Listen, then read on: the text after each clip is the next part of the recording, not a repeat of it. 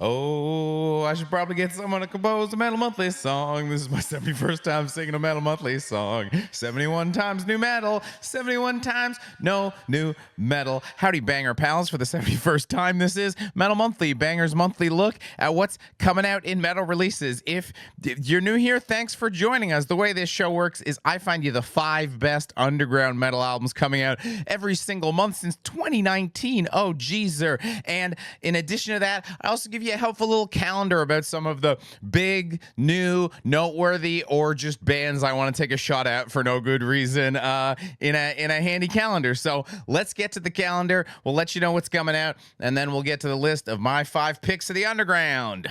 So up first is technically last week, October 4th. There was some scheduling. You don't care. You just want the show. So last week, Cosmic Putrefaction released Emerald Fires Atop the Farewell Mountains on Profound Lore. It's fantastic. And on the opposite side of fantastic, as in bad, Motley Crue released the canceled EP because they're edgy. Ooh, nothing says watch out what you do or you'll get canceled like doing a 2025 Vegas residency. Anyways, October 11th, you've got 1349 releasing The Wolf and the King on Season of Mist, and The Crown releasing Crown of Thorns on Metal Blade. October 18th, you've got Ein Sepharum releasing Winter Storm on Metal Blade. Escula Grind is releasing Dreams on Algorithms on MNRK Heavy.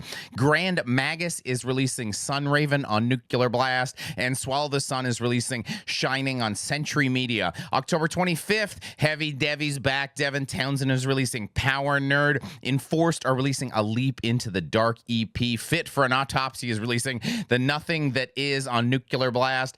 Iaton Metal Monthly alumni are releasing Kinship on Metal Blade, and the Pixies are apparently back with The Night the Zombies Came on BMG. So there's some things. Let's get to the stuff I actually want to talk about.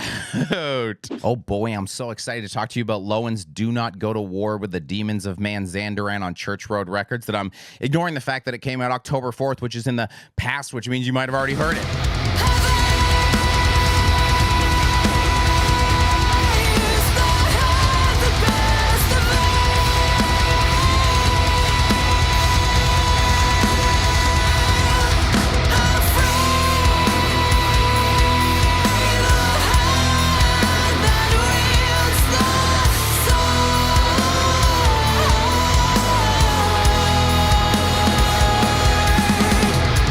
Loen are a progressive doom metal band based in the United Kingdom. They have a perfect cover by Hervé Scott Flement. Again, I briefly featured their last EP, Unsensing Lamentations, which also had a Hervé Scott Flement on the cover, back in 2021. And I've been waiting since then for them to release a full-length album so I could feature them properly. Sure took their sweet 3-year-ass long time, that's for sure. Very worth it. Sorry for yelling Loen. So Loen are a metal band with Middle Eastern influences, which isn't too uncommon. The way they shake up the formula is by someone actually being Middle Eastern. A revolutionary idea, I know. And boy howdy can Nina sing. Jesus Christ. Like, absolutely buries most vocalists, and she's just like belting it out for the rafters at all times. But then the truly revolutionary thing is pairing singing like that with actually heavy music. Despite being in a progressive doom band, guitar player Shem Lucas's wardrobe,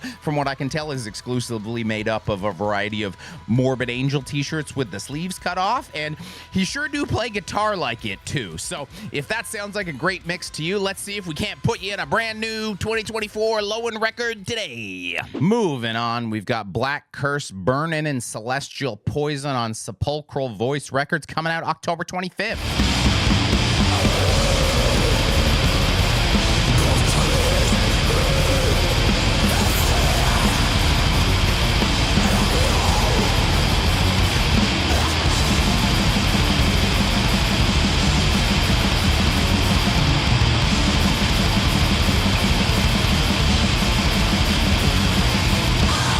A Denver blackened death metal band, and you know how I love an absolute racket. Black Curse, who I covered back in 2020, are here with another racket. If you don't remember, it's a bit of a supergroup of underground darlings featuring members of Chemist, Primitive Man, Spectral Voice, and peculiarly Blood Incantation. I say peculiarly because you'd figure if you were releasing one of the most anticipated metal albums of the year, you wouldn't release your weird underground project the same month, but hey, that's metal, baby. So Black Curse are still doing a twist on war metal in the way a Michelin star chef might do a BBQ joint. At its core, there's quality war metal here, but it's also got a lot of going-ons with weird, surreally slow nightmare passages. The kind of weird haze that floats over this album goes a long way to soften the harsh edges of war metal without actually blunting the steel underneath. It's still a really vicious record. It's just sort of a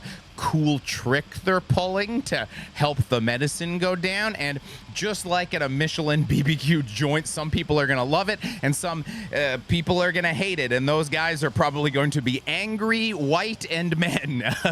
Or maybe I've just been watching too much Culinary Class War on Netflix. Are you watching Culinary Class War? Oh my God.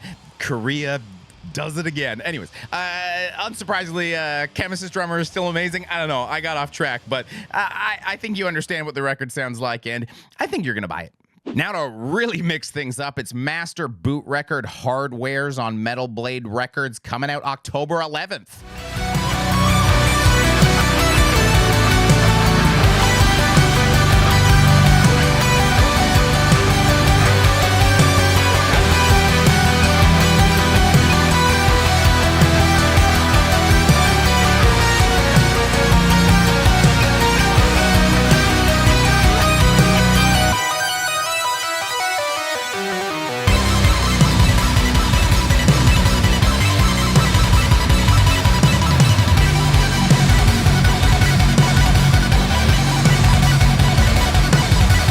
This is Italian. What even is this? It's, I don't know, industrial chiptune metal? Master Boot Record is a one-man project, except when it's live, because surprisingly he manages to pull this off with another guitar player and a drummer in a way that makes sense. You could say it has a video game vibe, but that video game would have to be a specifically metal game. Like, you could use this as music for Valfaris, but that has music done by Kurt Victor Bryant, who's played guitar in Celtic Frost. So we're really making a video game to metal Ouroboros here. It's also metal enough to be on Metal Archives, and without even one of those, the band has been admitted on the basis of X album tags. So it's definitely metal. The project has a fantastic PC theme to the whole thing, with every release being some computer nonsense. This is definitely peak nerd stuff, but it's also simultaneously pretty cool too. It manages to walk a real fine line. It just comes off really genuine. I don't know, if I played this for you and asked you to guess the theme, you'd be like, I don't know, am I in a computer? Am I trapped in a computer? Am I trying to escape an evil computer? And yeah, put the record on, escape the evil computer. Go. Now it's Oryx, Primordial Sky on Translation Lost Records, October 18th.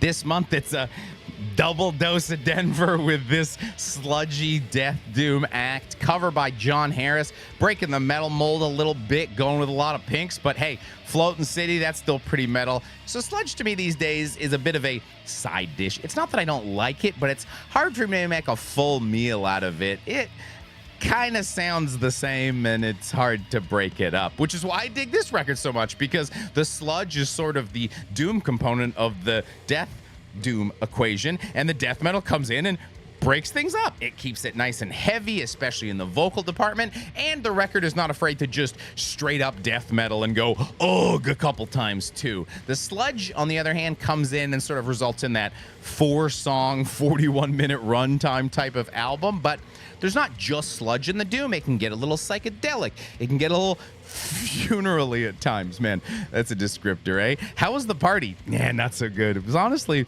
a little funerally. Every once in a while, the album can even make things a little pretty or toss in some jangly, melancholic acoustic guitar. But these are rare appearances, very small, very occasional. It's just to help break things up, not to transition into gimmick territory. I love the little themes that can develop each month for Metal Monthly, and this month is mixing familiar genres in interesting ways, and this definitely fits the bill. And if you like weird little themes or me just making up themes when themes aren't there, come hang out on the Metal Monthly research stream every Sunday at 4 p.m. Eastern Time. I research this video live on Twitch so you can hear every album coming out 1 month in the future. That's Sunday, 4 p.m. Eastern Time, twitch.tv/metalcomedy. And hey, are you worried about your data? Are you worried that your data's been sold? No, me neither. That means I don't need to sell you anything here. And we can just say, hey, thanks for supporting us on Patreon. Every month, a bunch of people give us a couple bucks and we don't have to put ads in here. We can just talk about metal. So we appreciate that. If you got a couple spare bucks, join the Patreon. If you don't have a couple spare bucks, hey, subscribe, like, comment. They're all free and they all help, keep this metal train a chugging. Thus, we come to our Pallet Cleanse of the month, and it certainly fits this month's theme. It's Challenger, Force of Nature, Dying Victims production, October 25th. Hey, Dying Victims is back, baby. Let's go. Dying Victims heavy metal. The best, the best, the best. Sorry.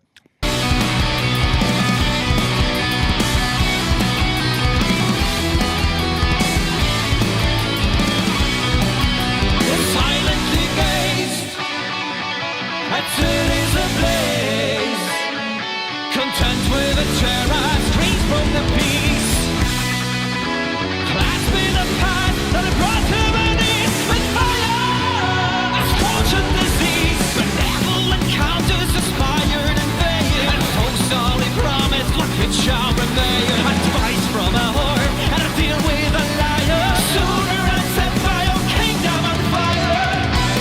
So this is a Slovenian heavy/speed metal band. The cover by Peter Gabbers bringing big magic card energy, and the mix of heavy and speed here is interesting. On the speed side, there's the speed of the record, which is at a pretty decent clip, and there are some blackened speed metal vocals that are sparse enough that they're like a little goblin popping out every time they come in, just spooking you. Hey, Halloween, perfect. I just realized that. On the flip side, the majority of the vocals and lyrical content are more on the epic heavy metal side of things, sounding remarkably British for a Slovenian band. And yeah, you're getting the epic heavy metal in what they're talking about, because it's less of the I'm drinking beer while banging a demon content of speed and more melancholy tales type of thing. I'm saying melancholy too much this month. The tone is reflected in the guitar tone. Whoa, man, is that why they call tone? Sorry. And I don't know which side of the heavy/speed divide you're gonna put this on, but the record has actual bass guitar prominent in the sound field.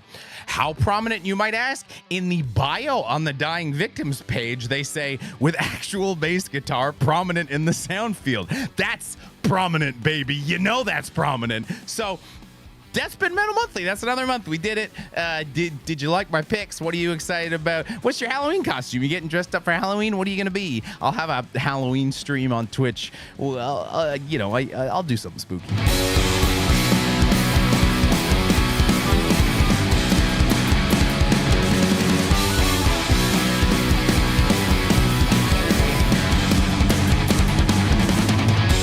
Silently gaze at cities ablaze, content with